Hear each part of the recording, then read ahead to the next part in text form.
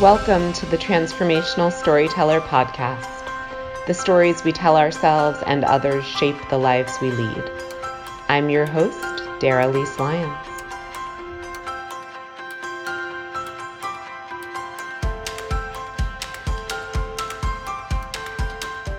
Welcome to another episode of the Transformational Storyteller Podcast. My guest today is such a force of inspiration and transformation. After his expectations for his life and his career were sidelined, he did not give up, but he found his purpose in doing something that he was really, truly meant to do. And so today we get to hear him talk about that and also get to do a deep dive into what happens when your expectations aren't met and when you have to change direction. So I'm really excited to hear his story, and I know you will be too.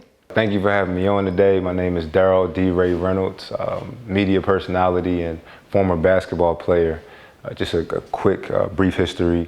Graduated from Nova in 2017 after being there for 4 years. So that 2016 year was huge for us and winning the national championship. After I graduated, had a short stint with the 76ers for the summer league, but ultimately ended up playing up overseas for a year. Over there, had a great year, one of the most sought after rookies. Really, I don't want to say fell back in love with the game, but I found a new passion for the game when I was out there. Was really excited about the following year, which would be the 18-19 season. And when I got back, took a little bit of time off. I want to say a month after I got back home. I was playing pickup at LaSalle on a break for a layup, got pushed out of the air, and I hit the ground, tore my ACL, LCL, PCL, and I ripped off my hamstring, causing residual nerve damage. So obviously when I first got that grocery list call, from the doctor saying everything that I hurt, I went to a panic at first. I didn't know, exactly what I was going to do next. And I immediately jumped into what I knew second best to basketball, which was communications. Decided to put together a talk show. I've always admired the late night talk show field, the Arsenio Halls, the Johnny Carsons, the Jimmy Kimmels, the David Lettermans. I've always admired that type of feel of a show. So I put one together with my former teammates at Nova. Found great success, was featured on NBC Sports, FS1, and we got some traction behind it. And I realized that almost as much as basketball, if not more, my excitement and the fulfillment I get from conversing with people and figuring out their stories and figuring out the stories that kind of all play into the ultimate one. Like, for example, with Chris Jenkins in 2016, he hits the shot. I'm more interested in everything that happened behind the scenes and everything that was going on in his life that made that moment what it was. So that's kind of my staple as a media personality, I guess, getting the story beyond and behind the story. But thank you for having me on today. I guess we're going to talk about my story a little bit.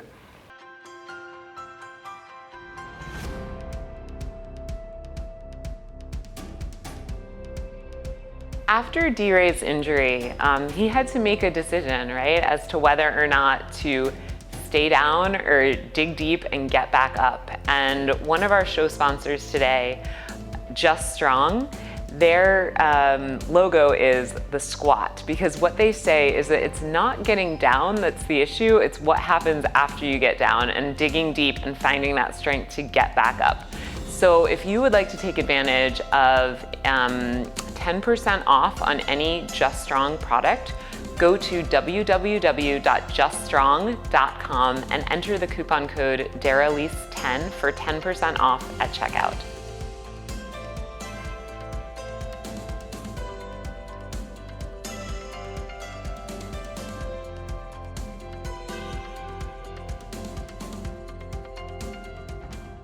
Thank you again so much, D.Rey, for being here. Of course, thank you for having me on. Yeah, well, I was so struck by your story and just the lack of self-pity in that, the fact that you just sort of course corrected.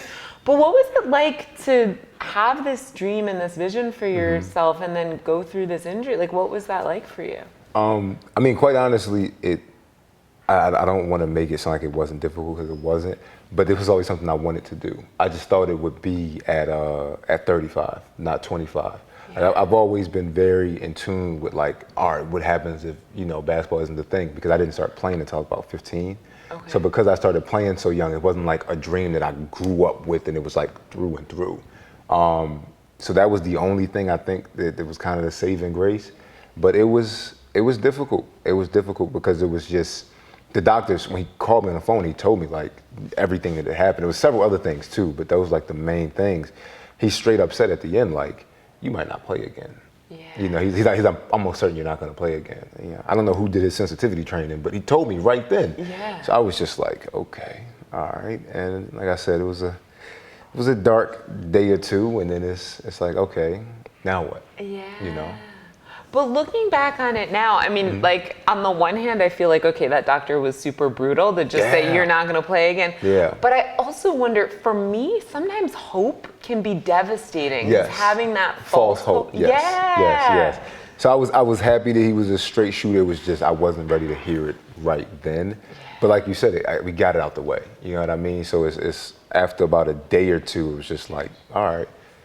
Now what? You know, what happens if this isn't a thing? And I had the idea for the talk show beforehand, so it wasn't that hard of a pivot. It was just, I don't want to play ball again, you know. And then just in the sense of false hope, the nerve damage, no one realized how serious it was. So, you know, when I first got hurt and I had like drop foot and I can't pick my foot up. I'm just like, oh, in surgery, they'll fix it. I never tore anything. I never had surgery. I'm like, oh, in surgery, I'll be good afterwards. And then after surgery, he tells me all that he had to do, the surgeon, and he just was like, just take it month by month. He was like, do not look for it to go day by day or week by week. This is a month by month thing. Wow. You know? Yeah, and that's so hard to not be in control of your own body, Yeah. especially if you're used to being a high-level Yes. competitive athlete. Yes. So what was that like for you? To be quite honest, that I think I cried twice about it. Yeah. I cried twice about it. I cried when the doctor first told me. But for me, I have big brother syndrome. I'm always the one that's like, I got to take initiative and I got to do it first. And I just, a little bossy when I was younger. But for me, that was, I remember the doctor had come to my house and they were dropping off this machine that would help compress and ice the injury. And I go to do something. I'm like, my leg is swollen to just a crazy amount. And I go to do something. The doctor says, you can't help us. You can't do anything. Just let us do this. Yeah, waterworks. Like, you know, I'm talking like They Shot G Baby style tears. Like ugly cry. Yeah, like I couldn't, because it took so much out of me to hear, you know, you're not, like you said, you're not in control at all. You know, as an athlete, you're always kind of taught like it's on you. Yeah, well, not always. Obviously, you have your team, but your training, your body, your work ethic is on you. So to hear, you know, it's obsolete, and that's probably been the most difficult part of dealing with this year. And I actually still have, I don't know if you can see it, I have a brace on right now that allows me to walk.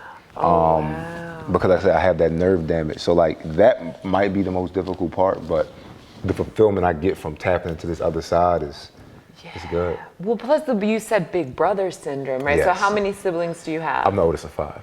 Oh, wow. Okay. Yeah. So if you have that as part of your makeup, it's like, oh, I'm always the one everybody's looking to be that example. Exactly. So I mean, my mother always instilled that in me. My father's always been the no excuse type.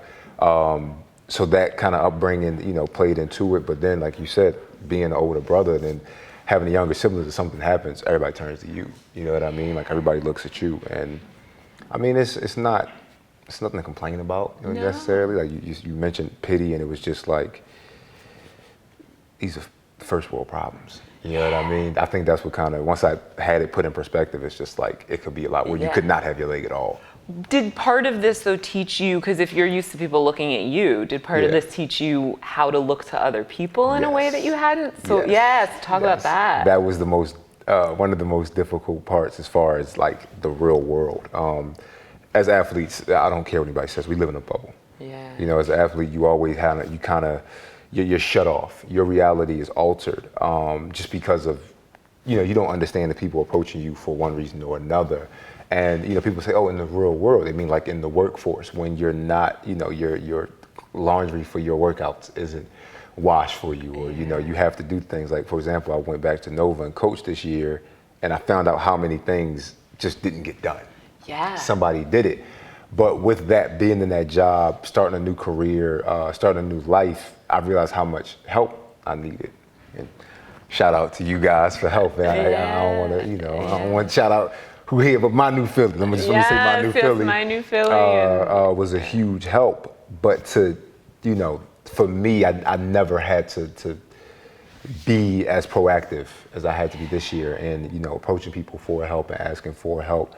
But it's been nice, and it's nice to know that it's not something that's, that if you approach people the right way and you go about things the right way and you're living right, that people are more than willing to help because you're that type of person. Yeah, absolutely. And people have genuine heart. I think people want to give and they want to be there, and sometimes it's like our own false pride that gets in the way of being able to take that in. I had a lot of that.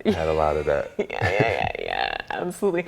Well, in your experience of athletics, I want to hear, so I played D2 college volleyball, and but nobody was washing my laundry. So tell me more about what it is to be a D1 athlete and an athlete at that level. I actually, leaving high school, I only had, at the start of my senior season, I only had D2 offers. Okay. And I wanted more. I always felt like, I want to go play at a high level school. I want to play at a high level school. My school was ASU. It was ASU or Temple for me. Okay. Temple did not offer until later in my prep school year, which is a postgraduate year after I graduated. But yeah, I was chasing that. And when I got there, I understood that this level of clout and this level of, attention that comes with being a high D1 level athlete was a lot. It was a lot. Don't get me wrong, I won't trade it for the world. The memories that I made at Nova were great, but it was a lot. It was a full-time job.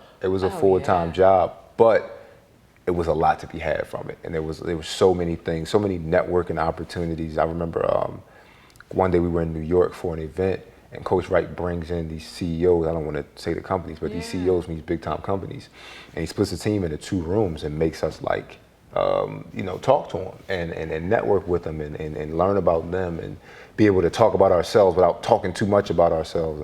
I'm doing that a lot right now, but this is the format for that. So bring it on. Thank you. Yeah. But he let us do that, and because of those things, like I said, I'm happy that I understood that this isn't normal. You know what I mean? Like I said, the laundry, we have managers. It's like, I swear it's more managers than players and coaches and staff combined. When it comes to D1 sports, we had managers. You were missing something, it was there for you. When we showed up, we had our books and our stuff ready for us. We didn't have to go to the bookstore and go and, stand in a line and get our books like regular students would have to. So like I said, it was, and Coach Wright did a great job of it. His thing is humility. We always wear wristbands that say humble and hungry. He constantly speaks on it, and constantly checking yourself and understanding that this ain't real life. Yeah. You know what I mean? This is what it is, because don't get me wrong, none of us, I'm not saying none of us would trade it, but it's just put it in perspective and understand that, if your biggest problem is, I don't have the socks I wanted, I don't have an arm sleeve for this game, it's just right. We'll get it. Yeah. But understand it's more to life than this. Yeah. But it sounds like you did get good exposure to different things and values and lessons and classes, because when you did have to make that transition, you had other skills. It wasn't just basketball. Yes. Right? So how was that? How did that come about? My mother and my father. My mother, both of them, just crazy work ethic, quite honestly, because of necessity. But my father has the entrepreneurial mind. He thinks he's a fox like me. He thinks, he looks at things and it's like, all right, what isn't being done? How can we get around this? How can we get around that? Do it the right way, but it's always something more to be had. My mother is she's just like, I'm gonna work. You're not gonna outwork me. But both of them. It's so funny, I'm realizing as I'm speaking about it now, both of them worked in a field that involved them talking a lot. My father's a barber. Okay. Owns several barbershops, so he's actually out in Phoenix now with his barbershop. And I would watch how he would, he would work the room and talk to different people and understand different things. And I was just like, I like that. I want to be that. Like I still do to this day. And with my mother, she worked the phones at Independence Blue Cross for 18 years. Okay. So I would watch her public speaking skills and her ability to, change tones and things like that. So those things I didn't realize like coming up were always with me. But them on top of giving me those skills, inadvertently, then constantly telling me, remain humble or understand that their books are just as important as basketball. And like I said, because we weren't that type of family, we're just like sports. And I'm not saying there's anything wrong with that. It's just stepping outside of me wasn't that difficult, because it wasn't something I was conditioned for, from the time I was a kid. Yeah, well, and I love, so you had shared sort of before we even got started that one of the things that you love best about hosting a talk show is getting people to open up about their stories. Yes. And I asked someone the other day, like, who do you confide in? And his answer, I expected it to be like, oh, my best friend or my therapist. He's like, oh, my barber. Like I tell my barber everything. Yes. So I feel like you came by that, that love of other people's stories. They're just great. Anybody who's ever been to a barbershop, and I'm going to say this quite frankly, a black barbershop, understands the ability for them to tell stories, the ability to connect with people. I mean, like, we joke as black men, like, it's an intimate relationship with your barber. The next 2 weeks of your social life is really up to the dude who's holding the clippers. So, like, y'all better have a good relationship. Y'all better, talk to each other and understand. But like I said, just when I say grew up in it, I mean, like, so after school, I would go and I would sweep up at the bar. That was my job. I would go to school from 7 to 3, 8 to 3, and then I would go to the barbershop. The bus would drop me off, by the barbershop, and then I would sit in there and I would sweep until my father was ready to leave at like 9 o'clock. Wow. So being a kid, heard some conversations I shouldn't have, quite honestly, but being a kid in that environment and seeing, like I said, like the way guys set up stories, the way they, kind of segue into things. It was like, it's kind of like watching. It's a constant reel of stand-up comedy. Yeah. You know what I mean? So like I said, like seeing that firsthand, I was like, I want to do that. But I always admired the relationship that someone could have with their barber, that, you first went in there and it turned into it's just, I just need a cut, blah, blah, blah. And then years down the line, that could be somebody at your wedding. That could be some people's best friends. Like my father, some of his best friends, his clients, you know what I mean? So that ability to channel that and get that he would, be able to produce in the barbershop, for me is probably the most fulfilling part of it. And to relate to people from different walks of life with different stories, different socioeconomic statuses. Like, I mean, I'm sure that that's a skill that has come in handy for you. Yeah. Because they're some of the most versatile people. I mean, hopefully, I'm a good barber socially. Obviously, there's differences, but like I said, like my father in particular and his group of friends, their ability to I would watch the different characters. And a haircut is 30 minutes. So I would watch how he would pivot from talking about the Rob Report and, something that was just in Esquire magazine with one client, and then, he's talking about the Biggie and Tupac debate with another client, and he's talking about, raising children with the next, and this is all in a matter of an hour and a half. So I would watch those pivots, and, I was sitting there, I didn't realize that coming up, I'm sitting there taking mental notes. Like, I might as well have had a notepad, but it played into so much of who I am as a person, and that was what he would get from it. But the joy and the jubilation you would see people leave with, to me, I was like, that's priceless. That's almost better than the haircut they just got. Oh, totally. So is that joy, is that what you look to cultivate as you're doing your work? Yes, I always say, I mean, like these chairs are good, but I study people's body language a whole lot. And I love when I'm doing an interview and I'm noticing, for example, one of my best friends, Jalen Brunson, real thorough dude. We were together. We did an interview. It was me, him, his mother. So I'm sitting here, Jalen's sitting here, his mother's sitting here, and I watched from the beginning of the interview. Jalen's sitting up and he's tense and he's. And I think I don't give people the questions before. I kind of I'm just like, all right, we're just gonna go. Which I did to you. Sorry about that. No. I love it because what happens is it makes people give genuine answers. You don't have time to think and script things out. You have to just go. But I watched this Jalen in the beginning interview. He's sitting up, he's tense, and I'm watching how tight he's holding the mic, and I can see he's like somewhat uncomfortable. It's a quiet room, I get it. And then by the end of it, he's sitting back, he's relaxed. And for me, I was like, that is what I was trying to accomplish. I'm trying to get you in a position where like you're so comfortable and vulnerable to share your story, the real story. Because as athletes, that was a huge reason why I started too. As athletes, we have these like drilled questions, and we kind of have these like automated answers, and I hate it. Well, I hate it. As athletes, I think sometimes you get locked into this identity that you are what you do, that you like that your worth is determined by your ability to play or not play this game, which, listen, I love athletics. I come from a very athletic oriented family, but what happens if you do get an injury? What happens if you're 30 suddenly and then can't play your sport, right? Like, who are you outside? Who are of that? you? Yeah. And I think that's one of the I'm not gonna say the biggest tricks, because it's something that's understood if you look hard enough. But athletics, like we spoke about, most people, if you're lucky, like Vince Carter's 41, 42 at this point. He's a freak. You know what I mean? But most people, that mid to early to mid 30s, you're done. Yeah. And God willing, you're living to 70. So it's like more than half of your life, you're not playing that game. You might be involved with it, you might be talking about it or things like that, but you're not actually playing that game.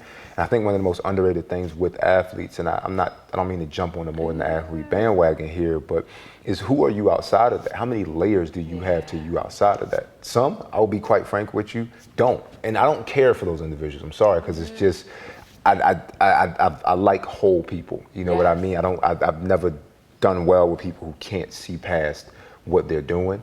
But some of my best friends, some of my closest friends who were athletes or who are athletes, professionally and non-professionally, have layers to them and are just deep people. Like, I give an example, Amari Spellman, he played for the Hawks, got drafted to the Hawks, he plays on the Golden State Warriors now. Amari is a big time poet. He is and I don't mean like, just messing around. I don't mean aspirations to be a rapper. I mean like he genuinely writes poetry, but it's therapeutic for him. And when I found that out, I'm just like, that is not, but the kid's a beast. He got drafted 30th. You know what I mean? Like, this is the same guy. And it kind of like wigs people out when they figure out that those people can be in the same person. You know what I mean? So like, I feel like my job is to show that other side. Right. And I personally feel like, well, how can, like, we as human beings are so diverse. Yes. We are so many different aspects and elements. And so I hear that and I'm like, well, of course he's a poet. Like, how could he not be a poet? Exactly. Yeah, It's something, and it's a narrative that's changing, but it's just, people are people. I'm more, to be quite honest, like, I'm interested in sports. A big part of my identity is staked on sports. I'm way more interested in human emotions and who people are. I was that kid that had to take things apart to figure out how it got put back together. I want to know how things ticked.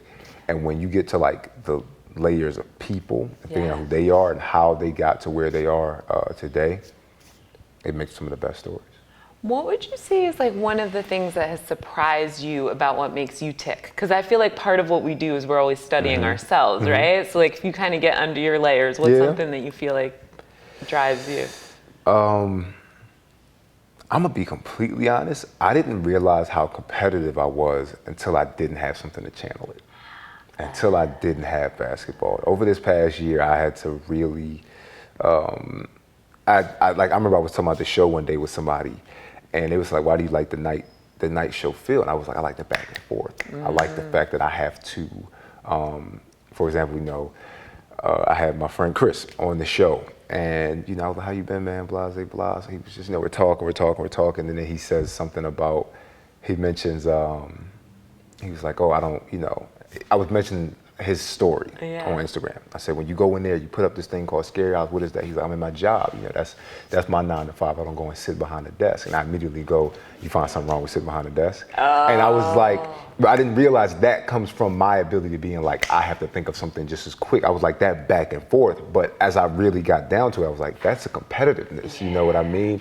And when I didn't have basketball to channel that, I was like, I get it, And now I see why coaches are as crazy as they are. Because when you don't have something you can directly apply that to, it's difficult. So that's probably been like the for me this year. See, I'm competitive too, like super competitive. One of the things that I've realized is that when I'm competitive with myself, Yes. I seem to be able to direct my powers for good instead of evil. But when I get competitive with other people, it's game over. Exactly. Yeah. Game over and game on. So it's just, you know what I mean? I had to learn how to, like you said, channel that the right way. I think that's so interesting that in dealing with emotions and things like that, I'm so glad you spoke on that, it's not so much about not feeling it, it's how you use it. Right, right. Well, because our emotions they really are meant to take us, or to direct us to take some sort of action in our lives, right? Yeah. And I think, I mean, maybe not every single emotion. If I wake up feeling sad, I don't need to give up my job or, change my whole life. But if there's a pattern, I mean, I remember when I was working in finance, I was miserable every single day. That wasn't the career for me. And I needed to use the information of my emotions to shift something. Yeah. And I think they can go either way, right? Like things can pull us towards them because it feels good, and things can push us away, repel us away. Yeah. So talk a little bit more about with the talk show, and like, how did you even decide to do that? And then once you'd made the decision, how did you go about making something like that happen? First of all, the show's called Stay Tuned with D.Rey. I'm surprised. Stay tuned with D.Rey, and we're gonna put that in the show notes as well. Thank you. But the title comes from the idea that there's a constant, ongoing story. It's always evolving, it's always changing, it's always something being added to the pot. And like I said, it was just, I got back, I've realized that certain people weren't interviewing our players. And I wondered why. It was like, it would be a no-brainer for this person or that person to interview them. And I realized that it wasn't their job to interview them. I was like, all right, well, I can do it. But the reason I wanted them to do it, I was like, they wouldn't know to ask questions and no one else would. Like I said, I hate when I hear, as an athlete, I can pick up when someone's on the camera and they're talking, they're giving you a cookie cutter answer. Don't get me wrong, some people you have to, because some reporters are quite frankly looking for a story, looking for anything. So you turn into a very guarded individual with your answering of questions. You start Belichicking people. It's just like, I'm not here to answer this, I'm here to talk about the game only. And for me, I was like, I know with my teammates alone, there are a ton of stories. And there are reoccurring stories just in life, period. So if my teammates have this story, I'm pretty sure I can go to any locker room and they're like, man, this person does that. So I was like, I want to start addressing that. And then with doing it with athletes, I realized that I could do it with anybody. You know what I mean? I just started with what I knew. Well, and to your point earlier of people sort of putting themselves into boxes or being put into boxes, I think that the media coverage can perpetuate that feeling of, oh, well, this person is only confined to this space if they're not asking them questions about, like, well, tell me about your family, or what are your aspirations, or those kinds of things. So I think it's incredible what you're doing, because it allows people to own their own versatility, but also outsiders to see an athlete as like, oh, you're a human being. Yeah. Because it's just that's very. I think it's important to do that with any field, is to humanize things. I think that's some of the, not to get too deep here, but some of the bigger tragedies. Oh, get deep, please. In human history, come from the lack of ability to be compassionate and understand that this person, or this person is a person, first of all, and they have human emotions, and they've been through things, and they've gotten to where they've gotten to because of different trials and tribulations, and certain things that propel them. But in understanding that, I think it becomes a bit better to deal with people and be a little more compassionate, because once you're indifferent to that, or you start looking at someone as, oh, they're not a person, to me that's a dangerous that's a dangerous place to be. Oh, absolutely. And then you take it a little bit deep, like even a layer deeper, right, into being able to empathize with someone and say, oh, wow, my emotions are the same as your emotions. Our experiences might be different, but the basis of what makes humans human is the same. And then all of a sudden it becomes impossible for me to willfully hurt you or perpetrate an atrocity against you, and vice versa. And it's like, oh, well, we're basically all just navigating this world the best we know. Exactly. And if we can look to our commonalities, that's really healing. Yes. Yeah. Yes. Absolutely. Yeah. Absolutely. So in terms of the talk show and the work that you're doing, like what's been some of the most exciting parts for you? Quite frankly, learning a lot about people who I thought I knew a lot about. I learned about people. I had one of my friends on there, his name was Mikkel. He plays on the Phoenix Suns. And at the end of the interview, I was like, so what do you want to be outside of basketball? And he says, a second grade school teacher. And I was like, that is incredible. You know what I mean? I'm not saying I never would have thought that he could have did that, but like, you know, you don't hear that every day. So that, and just the fun. And I know that I'm like pretty monotone right now, I'm sorry, but like, just the back and forth and the fun and the banter and just, I've loved that. You know, I've always been a bit of a jokester. I've always been like the mischievous one in the group. So to kind of be able to channel that in a way of like, you know, inside jokes or messing around with people has been, I'm a teaser. I'm usually the one teasing. So to that ability to do that in a publicized but respectful space. Yes. Yeah. Oh, I love it. All right, wait. So mischief. So like, bust out a story. What's something? Like, tell me about a moment of mischief in your past. That's PG. Yeah, I mean, it could be PG-13 or whatever. Yeah, I was the kid that if it got too quiet, you were like, what are you in there doing? You know what I mean? Like, you know, so it's okay. I guess when I got older, that turned into, I guess the best example is in college, one day we are having a team meal at Chipotle, and it was a power outage on campus. Okay. So half of the team was going to one teammate's house, half the team was going to other teammate's house. Obviously, these individuals have big houses. And we leave, me and a friend of mine leave, I'm not gonna mention what teammate it was, we're in the CVS, we're racking up on snacks.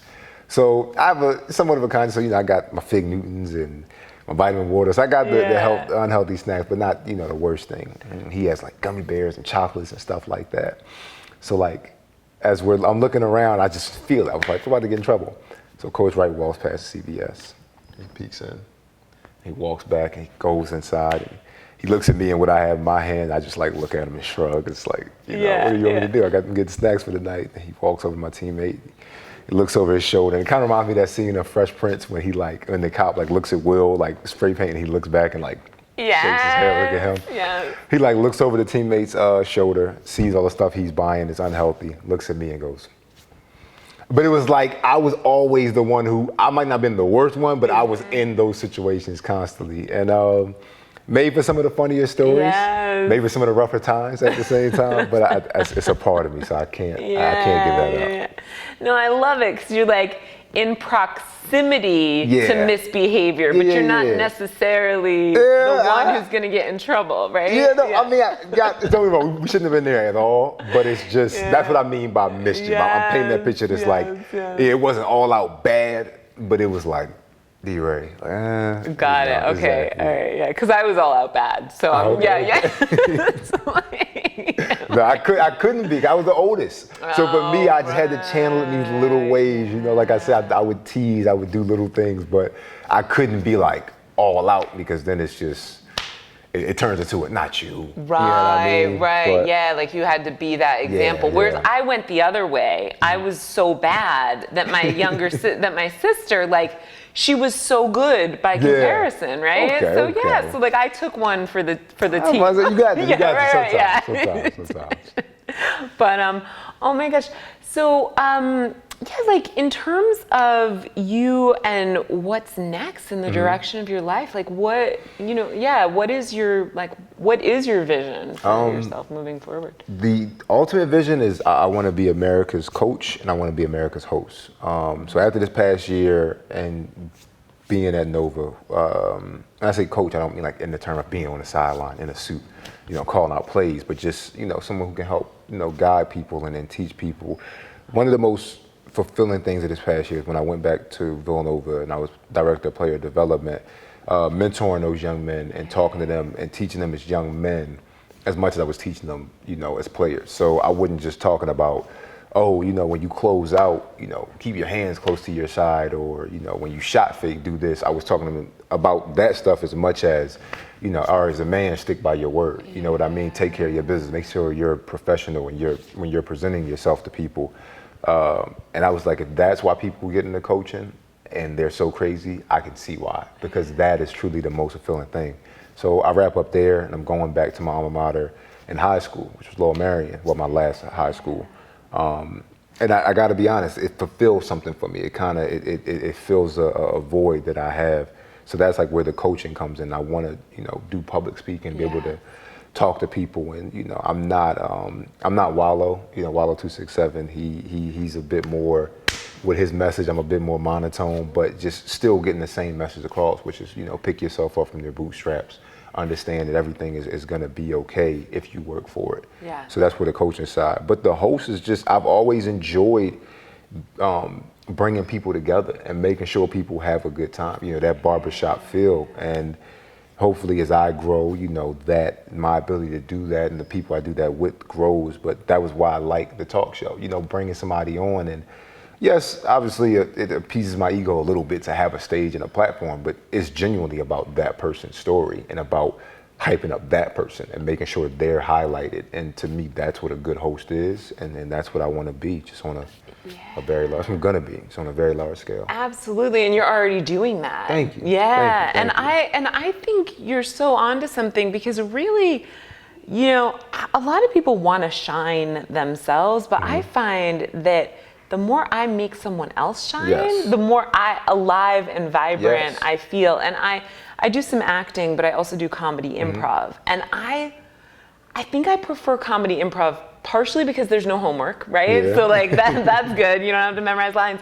But also because the whole point of comedy improv is to, if you just set someone else up for the joke, you make them look funny, you make them look good. It's reactory. Yeah, then you're looking good too. Yeah. And it like everybody feels alive and everybody comes to life. And I think the more you can, and with coaching too, it's all about that as well, right? How do you identify someone's deficiencies and assets, and then sort of help them to mitigate the deficiencies, but also help them to really highlight and increase and like rise to the level of their potential. Exactly. Like, it's just, to me, if that's why you're doing it for the right reason. And that's where the good side of the big brother syndrome comes in, because, I know from, obviously, like I said, I'm the oldest, it was certain things that I went through that my siblings didn't have to. And I was fine with that. You know what I mean? Some people look at that and it's like, oh, like, I'm sorry. Some people are like, I didn't get this. It's like, all right, well, at the end of the day, your parents weren't as good. They're not going to be as good with you as they are with the ones that follow you. You know what I mean? And to me, that teaching just that's what pushes things forward. Understanding that and applying that to everything you do. That, okay, I might have to go through certain things because it was newer to me, because I was, because I was older, because I was the first one. But if I can then give you the knowledge where you don't have to go through those hardships, I'm all for it. And also, if you didn't go through those hardships, you might not be as resilient. You might not have the level of self-trust or whatever that you've built. So, like, there are good and bad to everything. Oh yeah, most definitely. There's some things you have to have from experience, but the hope is that you can save your, someone you're teaching to, someone, I don't want to always say younger, it might be somebody older than you, just in a earlier stage in a certain, part of their life than you are, kind of saving them certain things, or maybe not saving them, but at least saying, if you're on a road, you're giving them tips to, all right, when you get here, this might happen. When you get here, that might happen. This is how I dealt with it. This is probably the best way to deal with it. But like I said, that selflessness and that teaching, constantly giving that forward, if everybody does that, you know what I mean? I think things become a little easier. It's when somebody is, oh, I knew it, or I went through this, that, and the third, and either A, they turn into a person that's gonna be like, because I went through it, you have to go through it, to me, which is, excuse my language, the shittiest type of person. Or, B, I'm gonna hold on to the knowledge. I'm not gonna tell you how to navigate, X, Y, and Z. And, it's no secret that, is that I mean? Like, you gotta be able to teach your own, how to navigate through certain things, because when you're blessed enough and lucky enough to get a leg up for this, that, and the third. I think that the best thing you can do, I saw a quote on it recently, it was like service to others is your rent for this earth. You know what I mean? Like that's you paying rent. So that's beautiful. That's serving. And that's actually like such a good segue, right? So this is the Transformational Storyteller podcast. So it's all about how we use stories to transform, which I know is all what you're about. And if someone if someone were to look at the story of your life, right? Or they were to like read the book of D.Rey and D.Rey's life, what's the lesson or the moral that you would want them to walk away with? What's the thing you would want them to learn from you? Believe that things can be different than what they were. I was born in South Philly on Cemetery Lane. My father got locked up when I was 2 years old, and it was me and my mother for the longest time. I fast forward to when I started playing basketball at 16 years old and wanted a D1 scholarship, and people were like, "You're crazy. That's not going to happen." Fast forward to I'm starting a talk show, and they're like, "You're 6'10" black guy with an arm sleeve, and you're monotone from time to time." And it's just been a constant me believing before it's having vision over sight. You know what I mean? Yes. Your sight is what's in front of you. Your vision is you seeing what it could be. And if I wanted anybody to take away one thing from my life, it's just believe. Yeah. You know what I mean? Believe that things can be better than what they are. Believe that where you are today is not where you have to be tomorrow. You have to put in the damn work. Right. You have to work today for tomorrow to be different. But at the same time, it starts with believing that it can be. Yeah, because sometimes I think people won't even do the work if they don't believe that it's possible. Yeah. Why would you do that work if you You're don't crazy. have that you have vision? to be crazy. Yeah. You have to be crazy. Seriously. I remember Steve Jobs that spoke on it. He was just like, you have a passion for something, you're gonna keep going with it. And that's what keeps you going, that passion, because any rational person would quit with anything. You know what I mean? But for me, that's, if I leave here, I know I left here in a successful way, if that's something that a lot of people take from my story. It's just, believe. Wow, D.Rey, that is so powerful. Thank you. So tell people where they can link up with you, watch your show, get connected. What's the best way for people to kind of reach out to you and become more aware of what you're doing? www.staytunednetwork.com, which is a website that has all stuff. Stay Tuned, the podcast, the shows.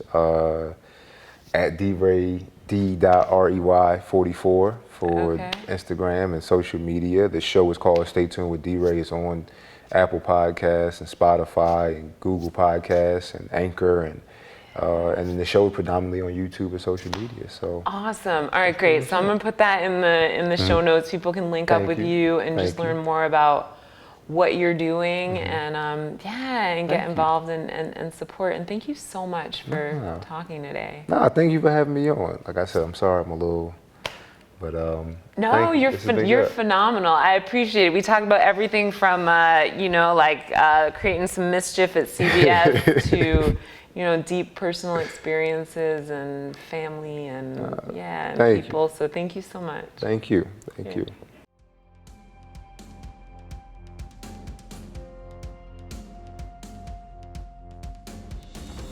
D.Rey's story today was so inspirational, and I'm a huge fan of stories that inspire, motivate, and encourage. And if you are too, and you also love to read, Loving Healing Press has offered 15% off to any viewers or listeners of the Transformational Storyteller podcast.